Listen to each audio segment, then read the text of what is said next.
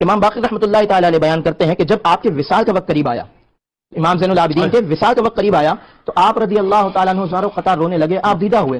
امام باقر عرض کرتے ہیں کہ حضور آپ کیوں روتے ہیں؟ ہم نے تو آپ کو پوری زندگی اللہ کی رضا طلب کرتے ہوئے دیکھا ہے۔ تو فرمایا کہ میرے آپ دیدہ ہونے کی وجہ یہ ہے کہ قیامت کے دن ہر ایک اللہ کی مشیت کے تحت ہوگا، اور جسے اللہ چاہے گا اسی کو نجات ملے گی۔ یعنی اپنی عبادات پر فخر نہیں ہے، اللہ کی رحمت کیا کہنے جی، کیا فلسفی مطلب اپنے شہزادے کو نصیحت کرتے ہوئے ارشاد فرماتے ہیں کہ بیٹا 5 قسم کے لوگوں کی صحبت سے بچو، کبھی ان کی رفاقت اختیار نہ کرو، ان کے ساتھ سفر نہ کرو، ان کے ساتھ نہ بیٹھو۔ نمبر 1 فاسق، کہ اس کی صحبت اختیار نہ کرنا کہ وہ تجھے ایک لقمے یا اس سے کم میں بیچ دے گا۔ نمبر 2 بخیل، کہ وہ اس وقت اس سے اپنا مال لوٹے گا کہ جب تجھے حاجت ہوگی۔ نمبر 3 جھوٹا شخص، کہ وہ قریب کو تجھ سے دور اور دور کو تجھ سے قریب کر دے گا۔